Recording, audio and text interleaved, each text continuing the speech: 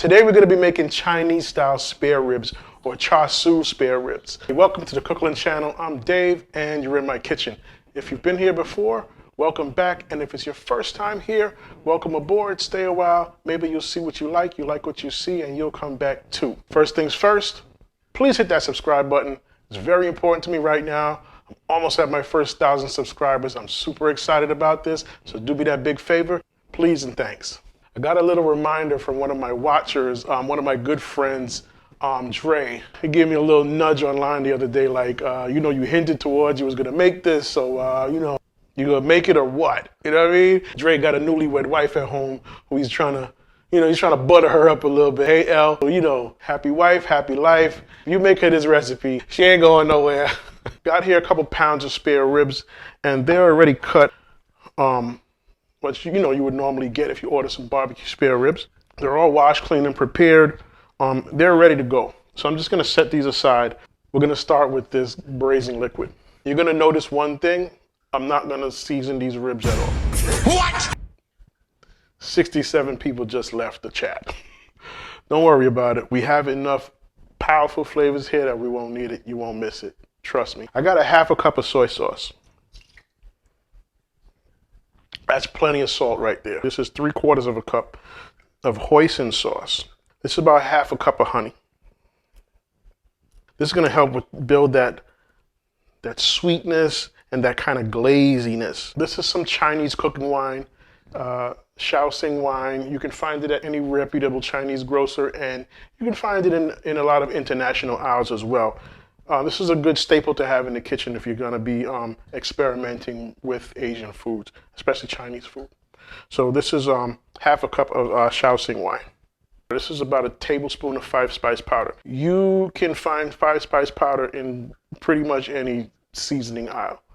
If you don't have 5-spice powder, you can kind of make your own.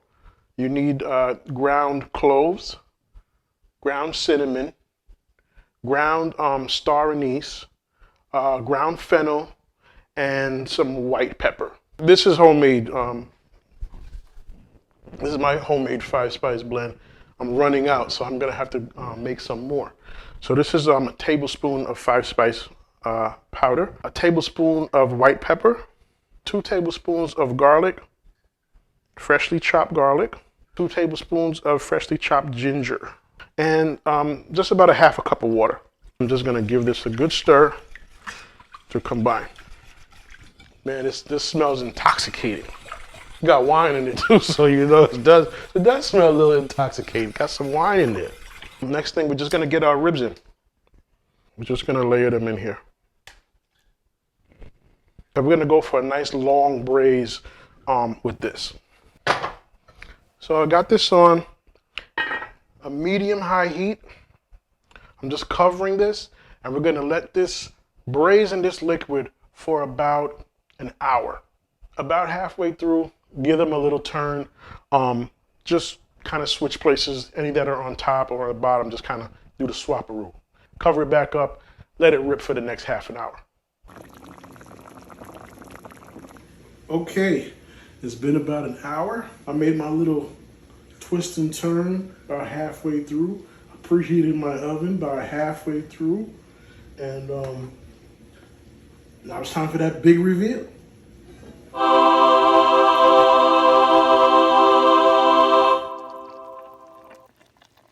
The aroma. The first thing we're gonna do is get our freshly braised ribs out of the pot and onto a rack. We're gonna use this braising liquid as a glaze for our ribs, so they get that nice, sticky glazed ribs texture. We're gonna strain this. Just scrape it down just a little bit, just to make sure we get all of the good liquid. What we're left with is just the liquid component of the sauce. There's some grease there.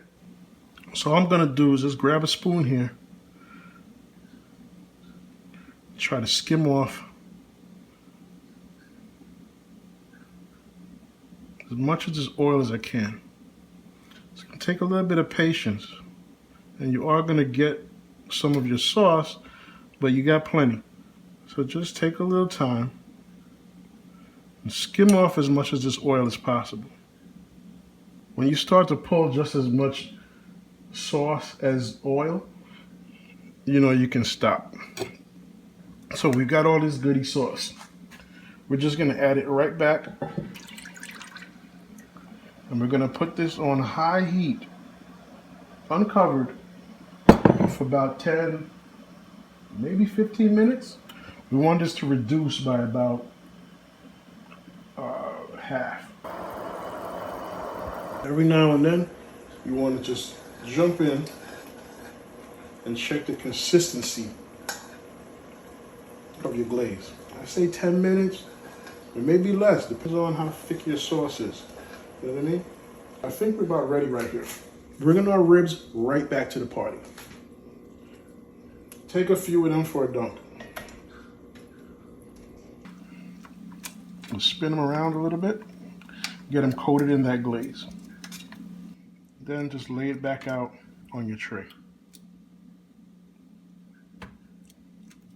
Now, you got a 500-degree ripping hot oven. You put this with this sweet glaze in there, you're gonna have smoke in your house. Smokey the Bear, Smokey the Bandit, Smokey from Friday gonna come to your house. Just add some water to the bottom of your sheet tray. So any of the liquid that falls down there is not gonna instantly burn in this 500-degree oven. Make sure you have enough water to cover the entire bottom.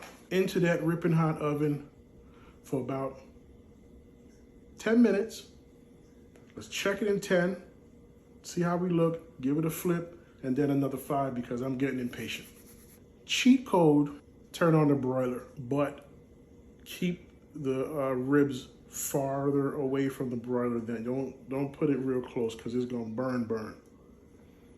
Have a little patience. If you're gonna do the cheat code, put it as far away from the flame as possible.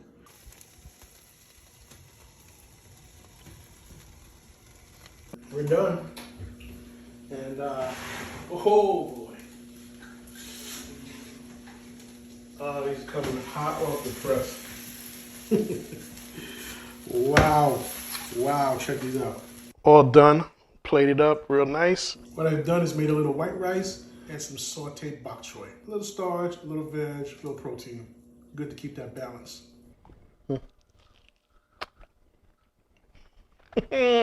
You guys gotta make this one. You gotta make this one. Dre, you gotta make this one. The rib is really tender from that braise, and then that hard heat and the glaze just finishes it right up. A nice, sticky, crispy coating. A little sweet, a little savory, and a lot delicious. If you like this episode, if you like this dish, give me a thumbs up. Throw me a comment, let me know what you think. If you don't like this dish, give me a thumbs down. Participate. If you make this dish, go ahead and shoot me a DM at The Cookland Channel on Instagram, thecooklandchannel@gmail.com. Send it to my email. Send me a little pic, send me a video. Most important, if you haven't done this yet, please subscribe. Thanks for watching The Cookland Channel, and I'll see you next time.